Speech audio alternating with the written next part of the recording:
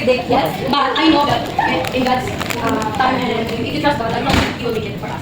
And to begin with, let's have an opening prayer leaded by Sister Marvel. So before we start, let's hear an opening remarks by Sister Sarah. Good afternoon, everyone. I just want to start by saying how happy we all are to be celebrating Sister Mina's bridal shower /farewell today. It's such a special joy to gather with friends and to love and support her as she prepares for this beautiful new chapter in her life. So this shower isn't just about gifts. It's about surrounding her with love, laughter, and good wishes for her future. We're so grateful to each of you for being here to make today extra special for Sister Mina. So let's relax, enjoy ourselves, and share some memories and shower Sister Mina with all the love of Jesus. Thank you. Okay. Games. So this is an individual game. So everybody will have their bingo card. Everybody knows how to play bingo, right? Everybody have a ball pen? No, akong boyfriend. Ay, sorry. Asawa meron. Bingo. Bridal shower bingo. Bridal shower bingo. And they're preparing to have a game. It's called the bridal shower bingo. Carolina pala. Video. Pen up first. Pen up. Pen up. Finish the bingo. You know, right? The 5 straight, 5 down, horizontal, X, either one, X. Can come to Sister Rolina and let Rolina check it. The first one to come. Wings. Just put and check. Yeah, if you have it. Okay, check nyo lang po. Kung sino ang unang may limang check ng pababa, horizontal. Lima. Kung nabilang kayo sa kategory, lagyan namin pangalan. Ay, hindi. Pakita ko ngayon. This is an individual game. Meron kang sasabihin, tingnan namin dito kung meron. Lahat na nandiyan. Ayan, dami na.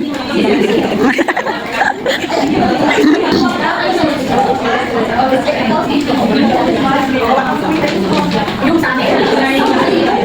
Ikaw ba yan o siya? Bakit siya ang nag-check? Bakit si Rolina? Kaya nga. Oo. Bakit, Raymar, bakit si Rolina ang mag-check? Hindi naman yan siya. Dapat siya ito.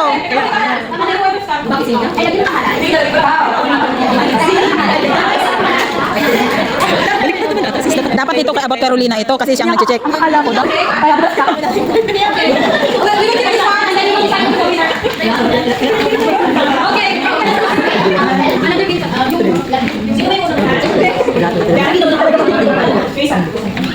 Okay, so 1, 2, 3.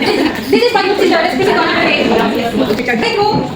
every group has given 2 minutes only. Okay? 2 minutes only. You need to fill up as much. No, 1 minute to do. 1 minute to do. Everybody will fill up this one. Okay? Alala niyo, busy sila na nag-ano. Kasagot. Tignan natin kung ano yung susulatan nila. Wedding item eh. Tignan naman natin dito sa kabila. Nakarami na silang sulat. Doon, wala pa ni isa. Ayan. Ito, kitang-kita. Ala, sige, ala, seconds na lang. Bilis. Ala.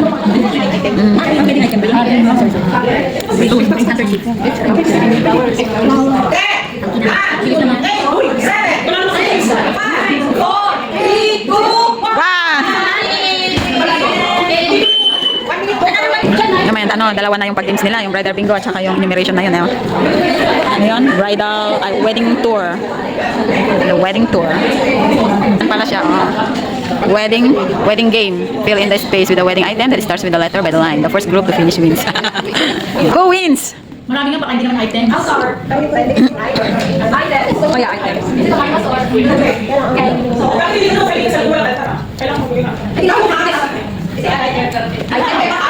So this one whose name is that? Okay. 1, 2, 3, 4, 5, 6, 7, 8.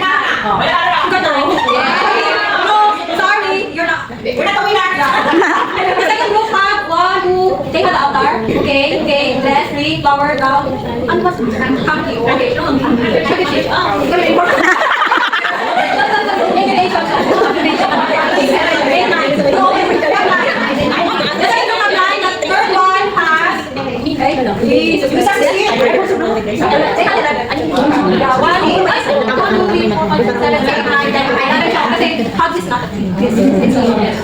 So, anyway, there's no winner.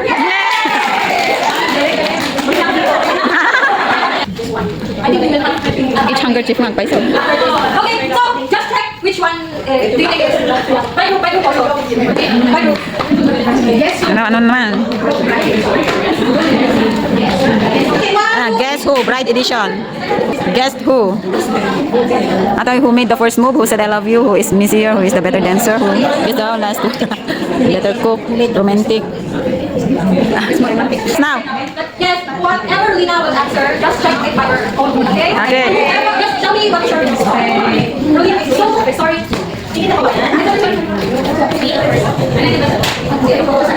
Bigyan mo siya ng ano? Yan. Okay, the first question is, who made the first move? Lina. Who said I love you first?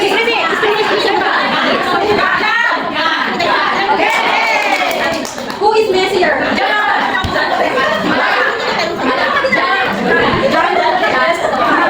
Ah, dyan. Dyan daw. Everybody's right. Who is the better dancer?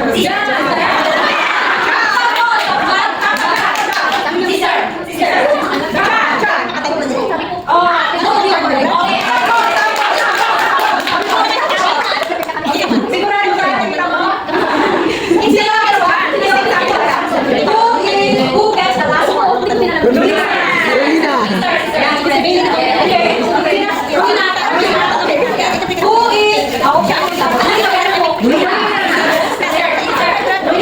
is more romantic?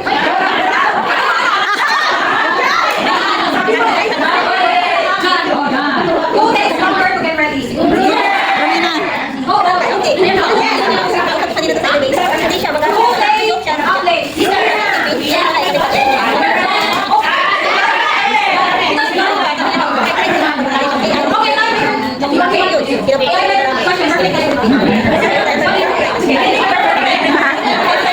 Okay.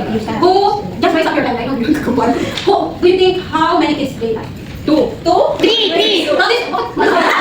Sila lang dalawa. Hindi nakikinig.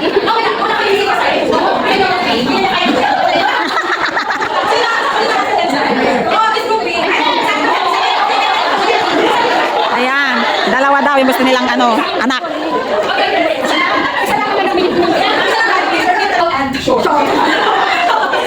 Kaya ito naman yung handa niya dito. Gawa ko yung puto guys. Salad. Meron pang pa-cake. Wow, di ba? Ganda. Pasta, pansi, nuggets. And of course, gulay ito.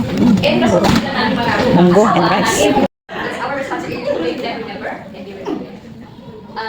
It takes two to plan. So, dapat, when you build your family, you have to have your own family policies, which is, of course, built upon the gospel of Jesus Christ. Because always remember, the people from that part of the world has their own traditions, has their own cultures, and you need to understand. Understanding is a key point into a harmonious relationship. Similarly, kapag may hindi ka rin, you also need to understand your tradition. But there should be one tradition alone that should govern both you and your husband, and that is the church doctrine. Okay? You need the guidance of the Holy Spirit when you have children to discipline them. Because you cannot discipline children by harsh words, by scolding them, by hurting them. That's not the Lord's way. And when you, I'm sure that you will have arguments because you've never been together.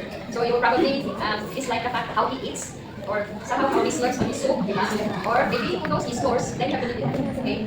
But the thing is, my advice to you is to look for the good things that your husband to be has. Look for the good and if there's a way for you to correct or maybe improve on the lesser things about the issue, okay, always appreciate, always be humble, keep the faith, and don't sleep over fights. Now, if really magpapoy na nag-away na kayo, and that's really do not, practice lang. Huwag ka magbabalot. Do not pa. Just pray. Because the Lord will soften your heart. The Lord will guide you what to say and how to do. This is always the Lord's guidance. Because kapag mainit ka isa, mainit ka rin, you'll never know. Okay? You'll never know. And be vocal on what you expect, be vocal on what you want. That's it. Okay, I wish you all the best, princess. Take care. It's the ranch. Proverbs chapter 15 verse 1, a soft answer. Ang ngayon, turn away from in wrath or anger, and then the previous answer, fear or anger. So, kapag calm yung, dapat calm. Kapag yung isalan mo, syempre dapat calm yung, pag, ano mo, pag sasalita mo. Hindi pwede sa kanya. Yun. Kasi nga, honor your priesthood. Diba, you choose your love, then love your choice. Okay. May second emotion? Basta sabihin mo kay John, if you think you're right, think of who number one. Number one is always right. Happy wife, happy life. Yun lang yun.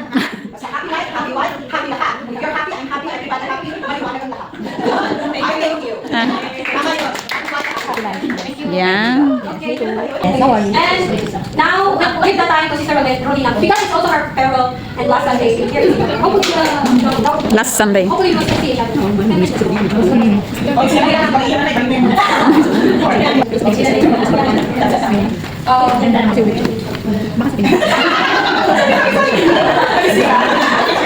Pero thankful ako sa inyo kasi nagiging close ko kayo. You are in part of my life talaga. Sasabihin part sa akin yan. And hindi ko siya makakalimutan kasi bawat nandito ako, you are always special in my heart. Kasi habang ilang 4 years, marami akong natutunan sa inyo, marami akong narinig ng mga inspirational messages sa inyo. So, I'm so very grateful na nandito ako sa third world. So, kasi sa iba naman, hindi ko na-experience ng farewell talaga. Wala kasing member doon, ako dito. Pero dito sa siguro na nandito. And, look at that. Kasi maging happy tayo tayo. Makapasalamat ako sa Diyos kasi naging nag-drop dito sa Sigaw. And I'm so grateful na nandito yung gastos ko. And I'm so grateful na thank you sa mga Ivy Society, thank you sa mga kaibigan ko, thank you din sa inyo lahat na hindi ko na-expect na magiging ganito pa rin. Kasi wala akong idea talaga. Kasi kung tama kayong ganito pala yung farewell natin, kain-kain lang diretso. Yun ang ina-isip ko talaga. So, pero grateful ako sa Sterling Reaction. Everyone. So, everyone. And, mabalik pa rin ako dito, mag-visit na siguro na. With John. And family. Yan ang promise ko sa isang. Pero I always love those sisters. Love you too. I know you're always in my heart. Also in the family. Hindi pa naman tayo din. Hindi pa kami. And sana din, yung mga singles, yung mga kasi sa akin, hindi ko na-expect na dumating sa siya sa buhay ko. He's the one to approach me and to know me, and he's the one para yun ang parang sa conversation namin. And sa 2 years namin, 1 year, nag-iintay na lang. Mag-aantay pa ng announcement. May speech lang. It is, dumating talaga sa pusa. Kung hindi lang sa akin nakahanap, sabi ko, wala na pag-asa kasi nag-7 na. Wala na talaga. Sabi ko sa isip kaya. And the time, it made me go by 2 days. At pag-press siya sa akin. Talagang pinipert yung before ko sa akin. Nandun din yan sa pag-asa ko. So, I always think sila Ayan. Sige lang, sige ka na dito. Lang. Thank you so much. Okay, kain na, Fred. Ready? Pamili naman ito sa akin. 3, 2, 1. Ang mahal siguro ng sinising na yan ah. Oo nga, mahal nga eh. Ano talaga? Mahal eh. Okay. Pwede with friend na? Pwede with friend? Video yan eh. Ako, video ito. Video ito. Saan yung plato ninyo?